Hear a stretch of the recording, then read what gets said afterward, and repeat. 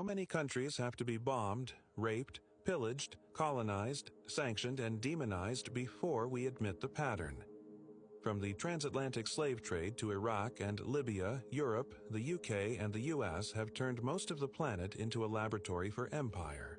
Between them, European empires colonized over 80% of the world's land by 1914, ruling hundreds of millions and extracting wealth measured in the trillions.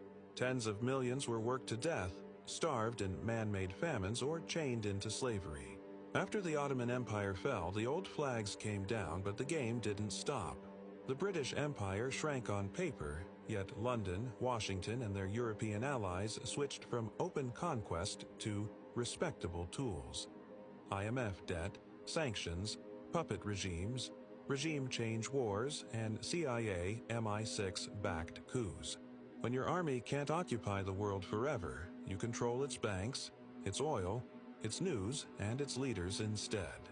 Since 1945, the U.S. alone has intervened in or attacked around 100 countries, from Iran, Guatemala, and Congo to Vietnam, Chile, Afghanistan, Iraq, Libya, and beyond.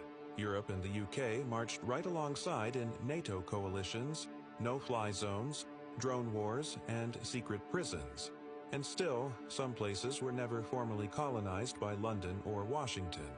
Iran, Turkey, Saudi Arabia, China, Japan, Thailand, Ethiopia, and others.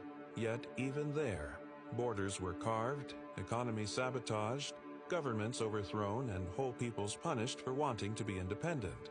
In Palestine, Israel functions as a Western outpost, a heavily armed proxy state used to cage and fragment the Arab world and keep modern Persia, Iran, permanently painted as the villain. Billions in military aid flow every year to make sure one small strip of land stays under permanent siege, while Europe and the US pretend to be peace brokers. Added up, centuries of stolen gold, rubber, oil, cocoa, cotton, and labor. Continents turned into mines and dumping grounds. Hundreds of military bases circling the globe. A media machine that calls all this defense, and anyone who resists it, terrorists or savages. This isn't about saying the West is uniquely evil. It's about telling the truth. Most modern wars, sanctions, and coups are not random.